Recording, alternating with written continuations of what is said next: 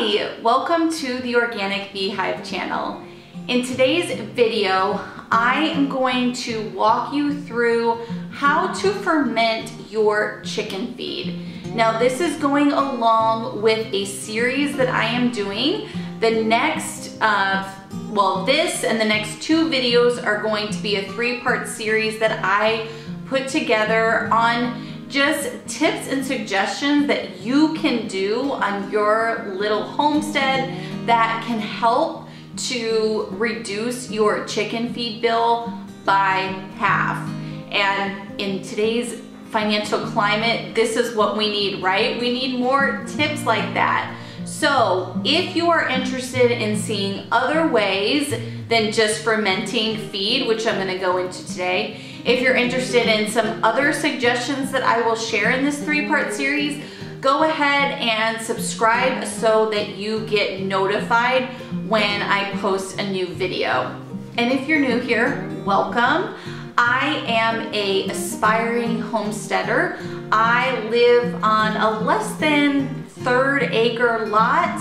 We raise chickens and I have a small garden, and we do this all on a single income because I do stay at home and homeschool.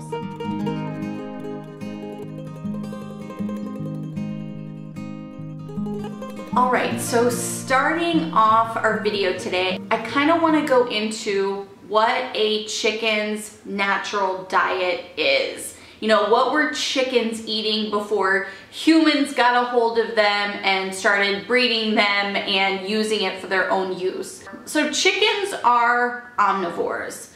So out in the wild, they would have a variety of protein and carb sources. So usually that protein comes in the forms of various bugs and insects. You know, we've witnessed our chickens eat lizards as well, small rodents. We had baby rats in the coop and they gobbled those up too. So they love protein. And so that is something they would find out in the wild and use as a food source, as well as carbohydrates. So that is a lot of your plants, right? So in my way of life, I really like to focus on how did we used to do things back in the day, right? In this Western world, we are told we have to buy all these different things to keep a homestead, when in reality, 100 years ago, everybody had chickens and they weren't doing nearly enough or nearly as much as what we do today. Now, if you free range your chickens, you might realize that you don't need to supplement with any other feed. Now, there's nothing wrong with that. If that works for you, then keep doing it. I'm not here to, you know, persuade you into doing anything else. But the reason layer feed nowadays is such an important part, if not one of the important parts of a chicken's diet, is because chickens nowadays are bred to lay eggs, right? I can get an egg daily from a majority of my chickens. And so if egg production is really, really important to you, then layer feed is an important food source for your chickens in order to keep up with that, because the nutrient profile in those feeds are so specific to the egg laying breeds. But again, I don't like to give like exact advice on how to feed your chickens, how to raise your chickens, because we all have different lifestyles and we all have different outcomes that we want from our homestead. And so I just encourage you to hear this information and then maybe see if it applies to you and your situation with raising chickens. So Again, you don't have to do layer feed, but you may notice that your chickens aren't producing as many eggs as it could. And if that's not a problem for you, that's okay. But also, if they do free range, maybe in the winter, when things die back, you do supplement. And so this video on fermenting your feed could come in handy. Now, first of all, why would you want to ferment your feed? One, you can cut your chicken fill in half, right? Because when you're putting it in water, the feed is expanding, giving you a little bit more. Another reason, it is super nutritious. So not only are you adding probiotic because you're fermenting the feed, which is good for their digestion and immune health, just like humans. A lot of people say you get more nutrients from fermenting your feed. And although it does add the probiotic, I'm not sure I fully understand when they mean like it's more nutrient dense. The only thing I can think of is if you have chickens and you feed them dry chicken feed, you may notice that they will gobble most of it up, and then at the end you're left with all this dust that you don't know what to do with. And that dust has a lot of the specific supplements that they need to lay those eggs. And here they're not even eating it. They're picking out all the good stuff, leaving all the powdery dust at the bottom. So when you are fermenting it, right, you have it in that water, it really makes it easy to distribute evenly and soak up. And so they are getting those nutrients they wouldn't otherwise. That's the only thing I can think of. You guys can correct me if I'm wrong. Leave a comment down below and let me know what your take is and why people say it's more nutrient dense. That's just what my mind, where my mind goes. It's also hydrating because you are fermenting it in the waters. And the last benefit to fermenting your chicken feed is you just get better egg quality. So the weight of the eggs are heavier and you just have a really good thick eggshell. Now I am going to share with you a very simple version on how to ferment your feed, and then I'll kind of go into the nuances because I know there's always questions out there, right? We want a formula and we want someone to tell us exactly what to do so that we can do it. But I like to challenge your way of thinking and maybe, you know, think outside of the box or experiment or something like that. So the really simple version is you have your feed and you have your water. You need 1 part feed to 2 parts water. So simply put, you will take a bucket, fill it halfway up with feed, and then the rest of the way, fill it up with water. That is it. You let it sit, ferment for 3 days, drain it, and feed your chickens. Super, super easy. But there are some things that I do want to mention as far as fermenting your feed goes. So the supplies you are going to need when fermenting your feed is obviously the feed itself. Now the feed itself, you can really ferment anything. You can ferment pellets, crumbles, chick starter, crushed scratch grain is another one. And whole grain works well too. The only thing I wouldn't ferment would be medicated chicken starter. The feed that I use, what is the name? It's like, I think it's New Country Organics. It's their layer feed with no soy, no corn. I will link the feed that I use in the description below from Amazon, but I do not buy it from Amazon. Amazon is almost double the price. I get it from a local feed store, and I'm happy to promote small business, and I highly encourage you to do it if you can, if that's possible. But I do I do understand the convenience of Amazon, but I just wanted to put that out there that it is almost double the price on Amazon from getting it there. But you can, at least if I link it down below, you can see what the bag looks like and maybe look out for yourself. But it's got all whole food ingredients, none of the junk. So you have a bucket, you have feed, you need water.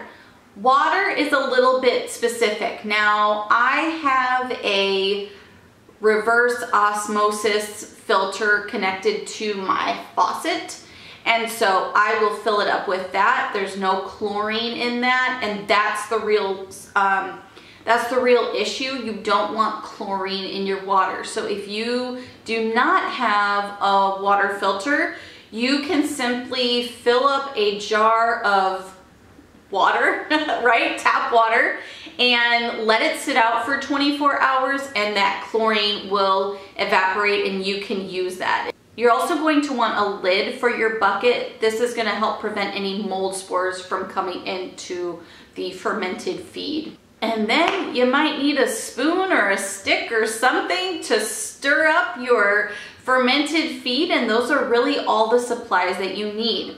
You fill your bucket with 1 part halfway of the chicken feed, and then you're gonna fill the rest with your filtered water, right? Your dechlorinated water.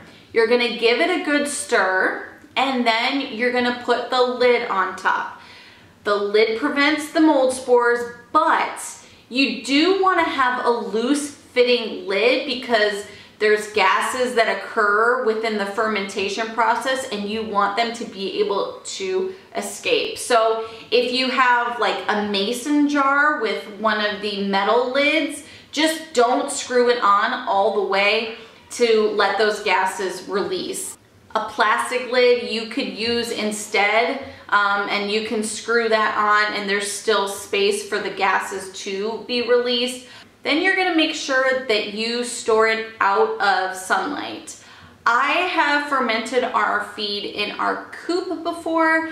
I have also stored the fermented feed in the house before.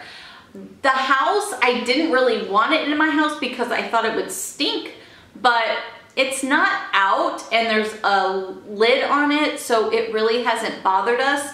And the temperature really is going to matter when it comes to fermenting your feed. The warmer it is, the hotter it is. So if you're outside, if you're storing it outside, it's not going to take as long to ferment.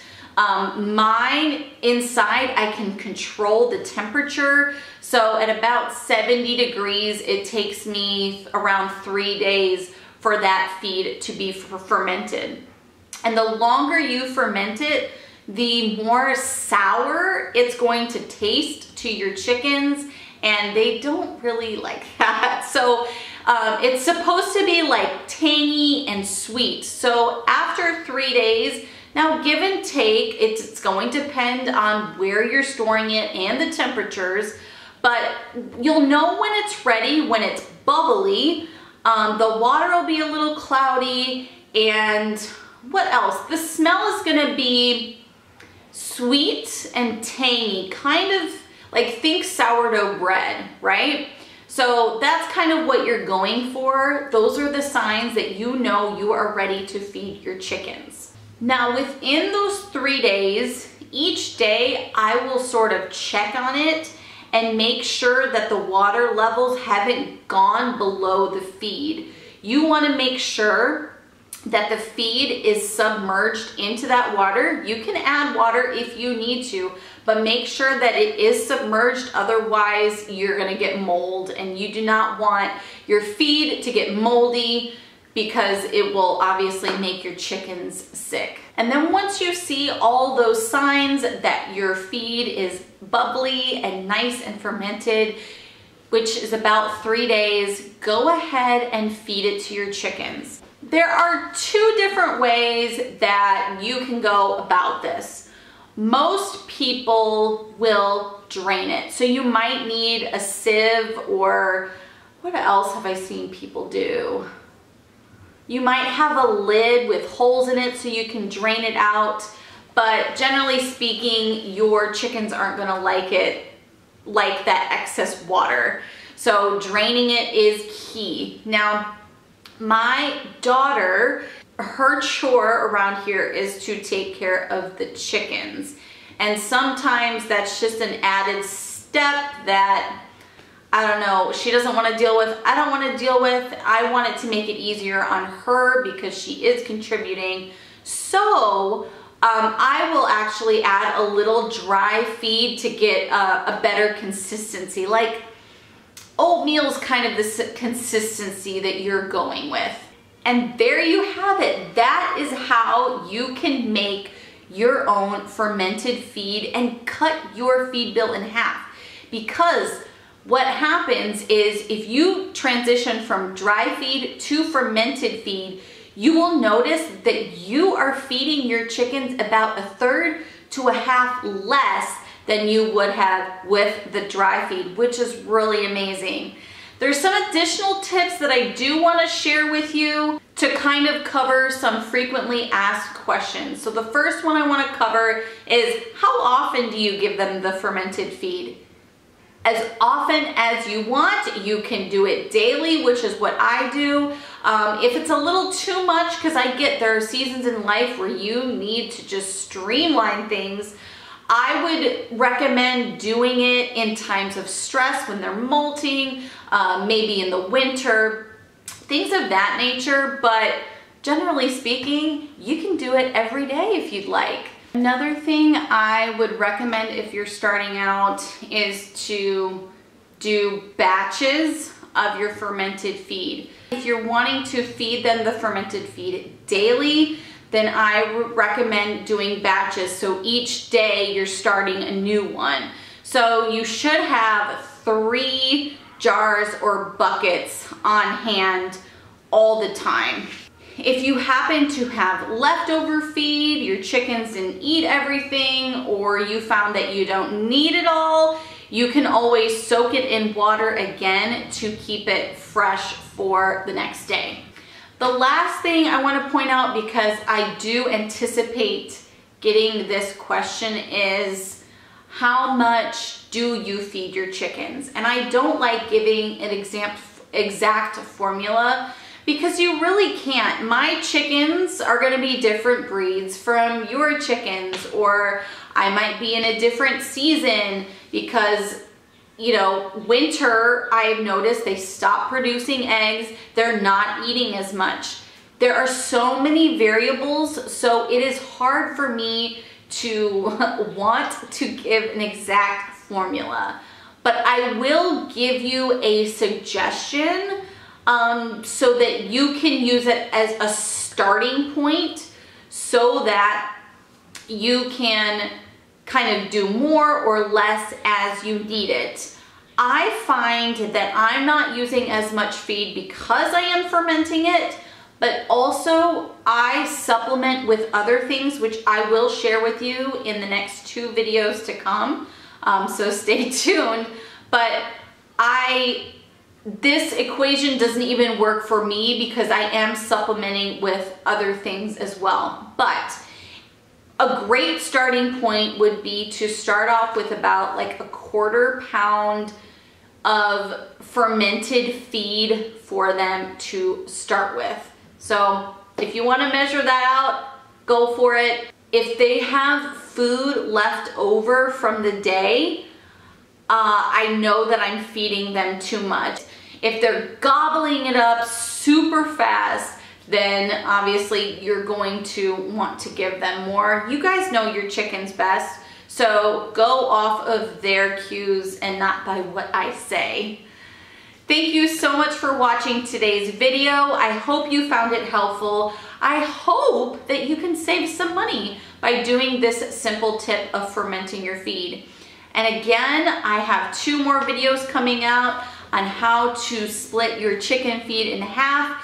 So if you are interested and want to get notified of those videos, please be sure to subscribe, give me a like, and comment on your tips on how you save on your chicken feed as well and help the community out. We all need ways to help save a buck. So thank you so much for watching, and I will see you in the next video. Bye.